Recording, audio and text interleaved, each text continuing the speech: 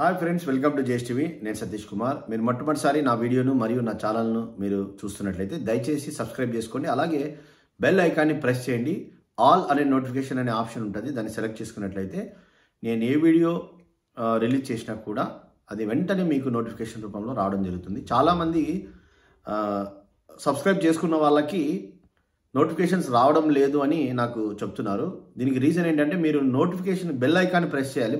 Bell icon press చేస్తే మీరు all notifications, అంటే నేను ఏ వీడియో పబ్లిష్ చేసినా కూడా ఆ వీడియో మీకు రావడానికి ఆల్ అని సెలెక్ట్ చేసుకోవాలన్నమాట. అది సెలెక్ట్ చేసుకున్నట్లయితే 100% మీకు వెంటనే మీకు వీడియో రావడం జరుగుతుంది.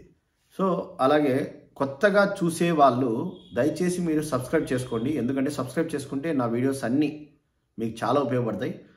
నా ప్రీవియస్ వీడియో మీరు చూసినట్లయితే మరి ప్లేలిస్ట్ వచ్చేసి నేను డిస్క్రిప్షన్లో ఇస్తున్నా. ఆ డిస్క్రిప్షన్లో మరి నా పాత వీడియోలు, ముందు వీడియోలు అన్నీ మీరు చూడండి. సో మీకు చాలా సమాచారం మ్యూచువల్ ఫండ్స్ గురించి, అలాగే insurance, life insurance, health insurance గురించి, అలాగే మీకు సంబంధించినటువంటి ఫైనాన్షియల్ గోల్స్ ఏమన్నా ఉంటే వాటికి సంబంధించిన విషయాలు కూడా నేను నా వీడియోస్ రూపంలో నేను తెలియజేస్తూ ఉంటాను. దానికి సంబంధించిన పూర్తి డీటెయిల్స్ మీకు డిస్క్రిప్షన్లో లింక్ ఇస్తానన్నమాట. ఆ లింక్ ద్వారా వెళ్ళి మీరు అన్ని వీడియోస్ చూడండి. మీ డౌట్స్ చాలా ఉంటాయి, ఆ డౌట్స్కి పరిష్కారము అక్కడ దొరకచ్చని నేను అనుకుంటున్నా. అలాగే సబ్స్క్రైబ్ చేసుకోండి. సబ్స్క్రైబ్ చేసుకోకుండా చాలామంది, అంటే 80-85 మెంబర్స్ కొత్త వాళ్ళు చూస్తున్నారు. సో మన సబ్స్క్రైబర్లు అయితే ఒక 25 to 30 మెంబర్స్ చూస్తున్నారు. అలాగే కొంతమంది బాగానే పర్లేదు, ఇంకా కొంచెం సంఖ్య పెరుగుతోంది. కానీ కొత్త వాళ్ళు అయితే మాత్రం సబ్స్క్రైబ్ చేసుకోకుండా చూస్తున్నారు. చూడడం వల్ల మీకు ఏంటంటే నెక్స్ట్ వీడియో అనేది మీకు రాదనమాట. సో మీరు తమ్నైల్ చూసినట్లు మీ డౌట్స్ అందరికీ, చాలామందికి వాళ్ళు ఏమనుకుంటారంటే ఇప్పుడు ఈ కొత్త ఎన్ఎఫ్ఓలు వచ్చినప్పుడు ఆ ఎన్ఎఫ్ఓలు అంటే ఈ న్యూ ఫండ్ ఆఫర్ అంట. ఎన్ఎఫ్ఓ అంటే ఏం లేదండి, న్యూ ఫండ్ ఆఫర్. అంటే మ్యూచువల్ ఫండ్ అనేది మార్కెట్లోకి లాంచ్ కాకముందు అది అప్లై చేసుకునే పీరియడ్ మాత్రమే న్యూ ఫండ్ ఆఫర్గా పిలువబడుతుంది అనమాట.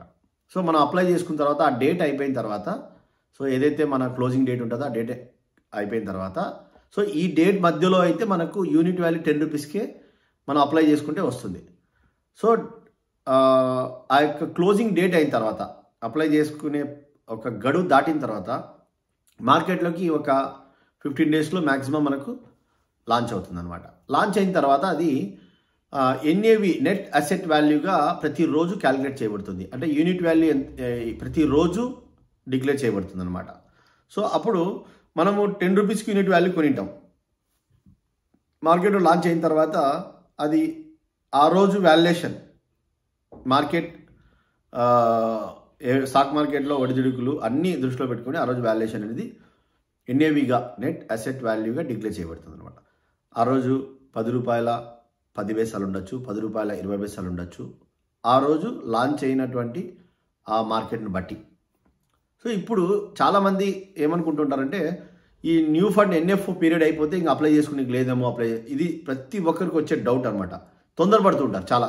అంటే చాలామంది కాల్ చేశారు మనకి, అప్లై చేసుకోలేదని చాలామంది దిగులు పడి ఉండొచ్చు కూడా. అరే మిస్ అయిపోయా. మీరు అలాగా ఏమి కూడా టెన్షన్ పడాల్సిన అవసరం లేదు. లాంచ్ అయిన తర్వాత కూడా పర్చేజ్ చేయొచ్చు. సరే, రెగ్యులర్గా నాకు అడిగే డౌట్స్ కాలర్స్ ఏదైతే వ్యూవర్స్ ఉన్నారో మన సబ్స్క్రైబర్లు రెగ్యులర్గా నాకు కాల్ చేసి, సార్ ఇప్పుడు 10 రూపాయలు ఉంటుంది, లాంచ్ అయిన తర్వాత అది మనకు 50 రూపీస్ అవుతుందా, 20 రూపీస్ అవుతుందా, 30 రూపీస్, అంటే షేర్స్ లాగా, ఐపీఓస్ లాగా అనుకుంటున్నారు. అయితే ఇది ఐపీఓ అంటే ఇప్పుడు మనకు షేర్ కాదు, ఇది మ్యూచువల్ ఫండ్ అనమాట. సో ఇది ఒక్కటే దాని మీద ఇన్వెస్ట్ చేసేది కాదు కాబట్టి, ఎన్నో షేర్ల మీద, ఎన్నో స్టాక్స్ మీద, కంపెనీల మీద ఇన్వెస్ట్ చేసేది కాబట్టి మీరు అనుకున్నట్లు దీని వాల్యూ అనేది లాంచింగ్ రోజు అమాంతంగా ఇష్టానుసారంగా పెరిగేది కాదు. సో డిఫరెంట్ సెక్టార్స్లో స్టాక్స్ మీద ఇన్వెస్ట్ చేస్తారు కాబట్టి గ్రాడ్యువల్గా ఒక సిస్టమేటిక్గా, ఒక పద్ధతిగా కొంచెం పెరగడం, లేదంటే మార్కెట్ యొక్క పరిస్థితిలోనే తగ్గడం. ఇప్పుడు మీరు షేర్స్ కూడా చూసినట్లయితే అది లాంచింగ్ రోజే ఓవర్ సబ్స్క్రిప్షన్ జరిగి దాని వాల్యూ ఫేస్ వాల్యూ కంటే ఎన్నో రెట్లు కదా, డబల్ కావడం, ట్రిపుల్ కావడం కూడా జరుగుతుంటాయి. సో ఇలాగా మ్యూచువల్ ఫండ్లో జరగదు, గుర్తుపెట్టుకోండి. ఇది ఒక స్టాండర్డ్ లాంగ్ టర్మ్ ఇచ్చే ఒక రిటర్న్స్ పద్ధతి కాబట్టి మనకు లాంచింగ్ రోజు ఒక మహా అంటే ఒక 10 పైసలో 20 పైసలో లేదంటే కొంచెం అటు ఇటు కావచ్చు. అదే లాంచింగ్ రోజు మీకు మార్కెట్ బాగా డౌన్ అయ్యి పడింది అనుకోండి, కరెక్షన్ జరిగింది అనుకోండి, మీకు మైనస్లోకి వచ్చే అవకాశం కూడా ఉండొచ్చు. సో చాలామంది మిస్ అయిన వాళ్ళకి ఆ రోజు అప్లై చేసుకునే అవకాశం కూడా దొరుకుతుంది. అయితే ఇది ఎప్పుడు లాంచ్ అవుతుంది, ఏ రోజు లాంచ్ అవుతుందని మనము ఖచ్చితంగా ఎక్స్పెక్ట్ చేయలేము కాబట్టి, అంటే ఆ యొక్క పీరియడ్లో ఏదో ఒక డేట్ డిక్లేర్ చేసి వాళ్ళు మార్కెట్లోకి విడుదల చేయడం జరుగుతుందన్నమాట. సో కాబట్టి మనము అటు ఇటు అయినా పర్లేదు, ఒక 1 వీక్ 10 డేస్ మధ్యలో లాంచ్ అయిన తర్వాత మనం ఒక 2-3 రోజులు 4 రోజులు వ్యవధిలోనే మనం అప్లై చేసుకోవడానికి ప్రయత్నం చేస్తే, ఒకవేళ మీరు నాకు కాల్ చేస్తే నేను ఖచ్చితంగా మీకు అప్లై చేసుకునే అవకాశాన్ని కలిగిస్తాను అనమాట. ఆ రోజు ఒకవేళ మీకు మీ యొక్క లక్ బాగుంటే మైనస్ కూడా ఉండొచ్చు, ప్లస్లో కూడా ఉండొచ్చు, అటు ఇటు ఎట్లయినా ఉండొచ్చు. అయినా కూడా మీరు ఎంటర్ కాండి. ఎంటర్ అయిన తర్వాత సిప్ అయ్యే వాళ్ళకి టెన్షన్ పడాల్సిన అవసరం లేదు. ఇప్పుడు లంసమ్ అయ్యే వాళ్ళకి అయ్యో కొంచెం పెరిగిందే, మనము ఎన్ఎఫ్ ఉన్నప్పుడు అప్లై చేసుకోలేకపోయామే అని అనుకోవచ్చు. కానీ సిప్లో ఇన్వెస్ట్ చేసే వాళ్ళకి ఎంత ఉంటే ఏముంది, ఇప్పుడు ఎవ్రీ మంత్ సిస్టమేటిక్ పద్ధతిలో ఇన్వెస్ట్మెంట్ జరుగుతుంటుంది కాబట్టి మంత్లీ ఆ రోజు యూనిట్ వాల్యూ ఒకవేళ ఎక్కినా తక్కినా మనకు అలాట్మెంట్ అవుతుంటుంది కాబట్టి గ్రాడ్యువల్గా ఇయర్లీ రిటర్న్స్ చూసుకుంటే సరిపోతుంది. లంసమ్ ఉన్న వాళ్ళకి కొంచెం అనిపిస్తుంది అట్లా, అయినా టెన్షన్ పడాల్సిన అవసరం లేదు. తర్వాత చాలామంది పాస్ట్ 3-4 మంత్స్లో లాంచ్ అయినటువంటి ఎన్ఎఫ్ఓస్ విషయంలో కొంచెం టెన్షన్ పడుతున్నారు. అంటే మైనస్ ₹1 కానీ లేదంటే మైనస్ ₹10 కానీ వాళ్ళు పెట్టిన యూనిట్ వాల్యూ అంటే లాంచింగ్ ₹10 కంటే ఇంకా తక్కువ ఉండడం వల్ల టెన్షన్, అంటే ఎంత టెన్షన్ పడుతున్నారంటే, నాకు వస్తున్నాయి 1-2 వస్తున్నాయి, ఎక్కువ లేవు. కొంతమంది నాకు తెలియకుండా ఎక్కడో పెట్టింటారు ఇన్వెస్ట్మెంట్, అంటే మన ద్వారా కాకుండా. సో వాళ్ళు లోకల్గా ఎక్కడైనా వెళ్ళి పెట్టింటారు అనమాట, ఇన్వెస్ట్ చేసింటారు కదా. వాళ్ళు కూడా కాల్ చేసి అడిగి, సార్ నేను 10 lakhs పెట్టాను, 5 lakhs పెట్టాను, అది మైనస్ ఇప్పుడు కొంచెం మైనస్లో ఉంది సార్ ఫండ్, అట్లా. సో ఒక్కటి ఎన్ఎఫ్ఓస్ లాంచ్ అయిన టైంలో మార్కెట్ భయంకరంగా ఏదైనా క్రాషింగ్ జరిగితే ఎవరు ఏం చేసేయలేదు, అది మైనస్ అవుతుంది. అంత మాత్రాన మీ ఫండ్ అంతా వెళ్ళిపోతుంది, మీరు ఇన్వెస్ట్మెంట్ పోతుందని కాదు. మళ్ళీ బౌన్స్ బ్యాక్, మళ్ళీ రిటర్న్ వచ్చి మళ్ళీ భవిష్యత్తులో మంచి రిటర్న్స్ వచ్చే అవకాశం ఉంది. సో మీరు ఈరోజు ఇన్వెస్ట్ చేశారా, మీరు ఒకటే గుర్తుపెట్టుకోండి, అట్లీస్ట్ 1 year తర్వాత చూసుకోండి. ప్రతిరోజు దాన్ని ఓపెన్ చేయడము, అసలు షేర్స్ కాదు కదండి ప్రతిరోజు ఓపెన్ చేసి చూసుకోవడానికి. షేర్స్ కూడా వదిలిపెట్టేస్తారు చాలా మటుకు. అసలు నేనైతే ఇంకా పెద్దగా పట్టించుకోను. ఇంకా నేను కూడా ట్రేడింగ్ చేస్తున్నా.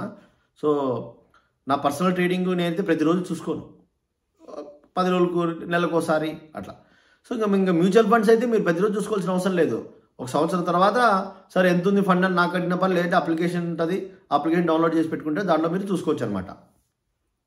అంతేగాని టెన్షన్ పడాల్సిన అవసరం లేదు. సరే మీరు ప్రతిరోజు చూసుకున్నారు, మరి ఏం చేస్తాము, మార్కెట్ పడితే మీకు మైనస్ అనిపించి యాడ్ చేసుకోండి అమౌంట్. ఎక్స్ట్రా పర్చేస్ ఆప్షన్ ఉంది కదా. ఇప్పుడు సిప్పు చేస్తున్నా లంసమ్ చేస్తున్నా కూడా మీకు ఈ ఎక్స్ట్రా పర్చేస్ ఆప్షన్ అనేది రెగ్యులర్ కామన్గా ఉంటుంది. అది మీరు చేసుకోవచ్చు. మీ దగ్గర ఏదైనా ఫండ్ ఉంటే యాడ్ చేసుకోండి. ఇప్పుడు చిన్న ఎగ్జాంపుల్ చెప్తానండి మీకు అర్థమయ్యే రీతిలో. ఇప్పుడు మనము ఈరోజు ₹50 టమాటాలు కేజీ కొన్నాం అనుకోండి, మనకి ఇంట్లో కనీసం అంటే 2-3 కేజీలు అవసరం ఉంది. మన రేట్ ఎక్కువ ఉందంటే మనం ఏం చేస్తాము, ₹50 కొన్నాం, కేజీ ₹50 అంటే తక్కువగా కొనుక్కుంటున్నాం క్వాంటిటీ. ఇంకొక కేజీ చాలే, ఇంకా 2-3 కేజీలు మళ్ళీ రేట్ తగ్గినాక తీసుకున్నాం. నేను రేపు ₹40 కేజీ అయిందంటే నువ్వు తీసుకుంటావా లేదా? తీసుకుంటాం. మళ్ళీ ఒక 3 రోజుల తర్వాత ₹10 కేజీ అయిందంటే మనం ఏం చేస్తాం, ₹10 కేజీకి 2 కేజీలు తీసుకుంటాం. ఇప్పుడు యావరేజ్ అయింది కదా, చాలా తగ్గిపోయింది కదా మీకు రేటు. ₹50 1 కేజీ కొన్నావు, ₹40కి 2 కేజీలు కొన్నావు, 30 నుంచి ₹10 వచ్చేటప్పుడు ఇంకా కొంచెం ఎక్కువ కొంటున్నావు క్వాంటిటీ. ఇది అనమాట లాజిక్. అంటే మీరు తగ్గినప్పుడు మీకు అవకాశం అండి కొనడానికి. సో ఇది కూడా గుర్తుపెట్టుకోండి. అదే సిప్లో ఎంటర్ అయిన వాళ్ళకి ఈ ఫీలింగ్స్ ఏముండవు. ఎందుకంటే వాళ్ళకి చూడండి, బాగా ఆ ఫండ్ ఏదైతే ఉందో మ్యూచువల్ ఫండ్ తగ్గింది అనుకోండి, ఆ తగ్గిన రేటే వాళ్ళకి అలాట్మెంట్ అవుతుంది. ఎందుకంటే ఆటోమేటిక్గా ఆ డేట్లో కట్ అవుతుంటుంది కాబట్టి వాళ్ళు ఏం సెలెక్ట్ చేసి యాక్సెప్ట్ చేసేసి పెట్టేసి ఉంటారు, ఒకసారి కట్ అవుతుంటుంది. ఇంకా వాళ్ళు టెన్షన్ పడాల్సిన అవసరం లేదు. ఎవరు టెన్షన్ పడతారంటే ఈ లంసం పెట్టిన వాళ్ళు ఎందుకు టెన్షన్ పడతారంటే అయ్యో ఏమైనా అయిపోతుంది, మాది ఏమి కాదు. సో ఇయర్లీ వన్స్ చూసుకోండి. మీ దగ్గర ఏమీ లేదు ఫండ్, మీరు యాడ్ చేసుకోలేరు, ఎక్స్ట్రా పర్చేస్ చేసుకోలేరు, అలాంటి వాళ్ళు కూడా ఉంటారు కదా. ఏదో వాళ్ళ దగ్గర ఉన్న 10,000 5,000 లేదా 1,00,000 ఎంతో ఉన్న అమౌంట్ పెట్టేసి ఉంటారు. కొంచెం తగ్గింది ఫండ్, మీరు 365 రోజులు టైం పెట్టుకోండి. 365 రోజులకు ఒకసారి చూసుకోండి. లేదంటే ఒక 6 నెలలు వెయిట్ చేయండి. మీకు ప్రాఫిట్లో ఉన్నారా హ్యాపీగా. దాని గురించి ఇప్పుడు మా ఫండ్స్ అన్నీ ఎందుకు ప్రాఫిట్లో ఉన్నాయంటే ఒక 1 year 2 years క్రితం పెట్టినవి అన్నీ 40%, 30%, 20% రిటర్న్స్లో ఉన్నాయి నావైతే. సో మైనస్ అయినాయి, నా కూడా అయినాయి. ఇప్పుడు హెచ్డిఎఫ్సి మ్యానుఫ్యాక్చరింగ్ ఫండ్ ఉంది, తర్వాత ఇంకా చాలా ఉన్నాయి అలాంటి కొన్ని మైనస్లో. మళ్ళీ మైనస్ అంటే ఏంది, పెరిగి మళ్ళీ తగ్గినాయి. సో చాలామంది వీడియోస్ చేస్తుంటారు, ఎన్ఎఫ్ఓస్ మీద ఇన్వెస్ట్ చేయొద్దండి, థీమాటిక్ ఫండ్స్ మీద ఇన్వెస్ట్ చేయొద్దండి. మరి ఏదైనా కానీ నీకు ఎన్ఎఫ్ఓగా వస్తేనే కదా భవిష్యత్తులో అది మ్యూచువల్ ఫండ్గా, నెట్ అసెట్ వాల్యూగా భవిష్యత్తులో మీకు పెద్ద ఫండ్గా అది తయారయ్యేది. ఏదైనా కొత్త ఫండ్ 10 రూపాయలతోనే కదా ప్రారంభమైంది. 20 ఏళ్ల క్రితం ప్రారంభమైనది కూడా 10 రూపాయలకే కదా ప్రారంభమైంది. అదేమి 100 రూపాయలకి 200కి ప్రారంభం కాలేదు కదా. సో ఏదైనా కానీ భవిష్యత్తు నిర్ణయిస్తుంది ఆ ఫండ్ యొక్క పర్ఫార్మెన్స్. కనీసం అంటే 2-3 ఏళ్ళు వెయిట్ చేస్తే అప్పుడు మీకు ఎంత రిటర్న్స్ వచ్చింది చూసుకొని, ఒకవేళ మీకు అట్లా రిటర్న్స్ ఎక్కువ అనిపించలేకపోతే వేరే ఫండ్కి స్విచ్ కావచ్చు మీరు. సో మేము దగ్గర నుండి చేస్తాం. ఇంకా ఫైనల్గా ఇంకొక మాట నేను చెప్పాలనుకుంటున్నా. సో చాలామంది కాల్ చేస్తున్నారు, ఓకే మంచిదే. వాళ్ళు ఏం చేస్తున్నారు, ఫోలియో కూడా క్రియేట్ చేస్తున్నాం మనం. ఇప్పుడు ఎస్బీఐ క్వాంట్ ఫండే ఎంతోమంది ఫోలియోలు క్రియేట్ చేసాం. ఇన్వెస్ట్మెంట్ చేసుకునే టయానికి వాళ్ళకి PhonePe problem, net banking problem, ఏదో సమస్య వల్ల సార్ రేపు చేస్తామనేసి ఇంక అంతే అనమాట. అంటే ఇక్కడ ఫోలియో క్రియేట్ అయిపోయింది. అది పాపం ఎంప్లాయీస్ అసలు ఇక్కడ మ్యూచువల్ ఫండ్ ఆఫీస్కి వస్తే తెలుస్తుంది ఎట్లా వాళ్ళు ఎంత బిజీగా ఉంటారో. మీరు వెళ్ళి ఒక చోటుకి వెళ్ళి బ్యాంకుకి కానీ అక్కడ లోకల్గా వెళ్ళి మీరు ఇవన్నీ తీసుకొని వెళ్ళి అక్కడ కూర్చుంటే 1, 2 గంటలు 3 గంటలు ఆడ పని అనమాట. అది లేకుండా మనం ఏం చేస్తున్నాం, ఆన్లైన్లోనే సర్వీస్ ఎంత ఈజీగా ఇస్తున్నామంటే కొంతమందికి నమ్మకం లేని కూడా వదిలిపెట్టండి. మన ద్వారా ఇన్వెస్ట్మెంట్ చేసిన వాళ్ళకి మనం ఎంత సర్వీస్ ఇచ్చామో ప్రతి ఒక్క సబ్స్క్రైబర్ తెలుసు. కడప, కర్నూలు, తర్వాత నేనుండే ప్రదేశం అనంతపురం జిల్లా ఆ వాస్తవ్యులు అయితేనేమి, మళ్ళీ వచ్చేసి హైదరాబాద్, ఆస్ట్రేలియా నుంచి కూడా సబ్స్క్రైబర్ మనకి ఇన్వెస్టర్ ఉన్నాడు, కాలిఫోర్నియా, దుబాయ్, గల్ఫ్ కంట్రీస్లో అయితే ఒక 2-3 సబ్స్క్రైబర్లు రెగ్యులర్గా వాళ్ళు ఆల్రెడీ ఇన్వెస్టర్స్ అనమాట. నమ్మకంతో మరి ప్రతి జిల్లాలో, ఆంధ్ర తెలంగాణలోనే కాదు ఇండియాలో మన తెలుగు వాళ్ళు ఎక్కడున్నా లేదా వేరే దేశంలో తెలుగు వాళ్ళు ఎక్కడున్నా కూడా ఎంత హ్యాపీగా వాళ్ళ సర్వీస్ కూడా ఎంత బాగుందంటే, సార్ థ్యాంక్ యూ సార్, అసలు మేము ఇక్కడ నుంచి మీ దగ్గర నుంచి ఇంత సర్వీస్ పొందుకుంటున్నామని. ఒకటండి, మీరు నమ్మితే నాతో జర్నీ చేస్తారు.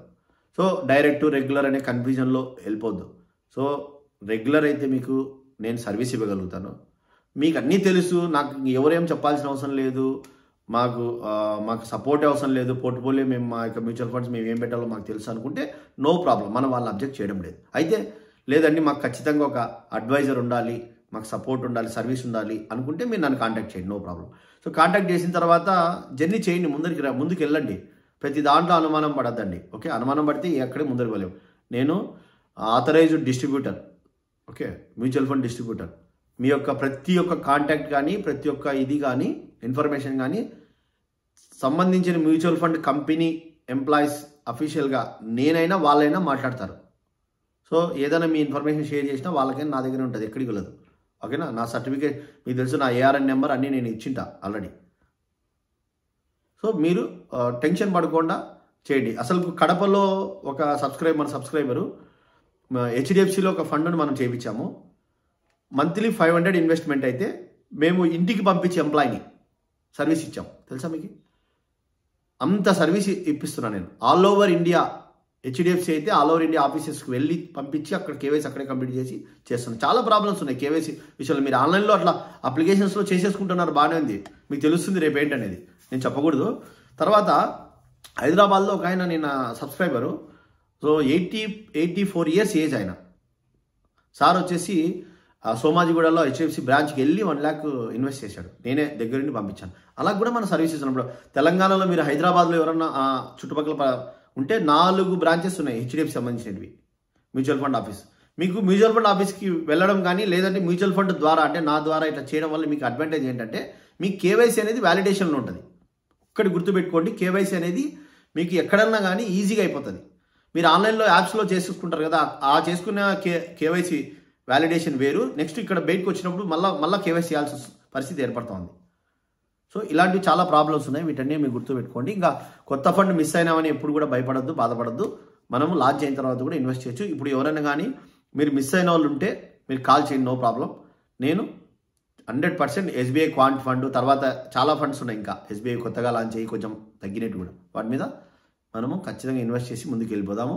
మీకు ఎప్పుడైనా కానీ నేను 100% సర్వీస్ అనేది మీకు నిజాయితీగా సర్వీస్ ఇస్తున్నా. మీకు తెలుసు, చాలామంది తెలుసు అది.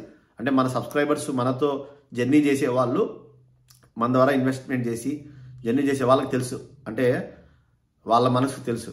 నేను వాళ్ళ పేర్లు ఎందుకు చెప్పదలుచుకోలేదంటే అది వాళ్ళ యొక్క ప్రైవసీకి ఎందుకు మనం, అంటే వాళ్ళ ఇష్టం లేకుండా మన పేర్లు మాట్లాడడం కూడా ఇష్టం లేదు, అందుకు నేను చెప్పలేదు.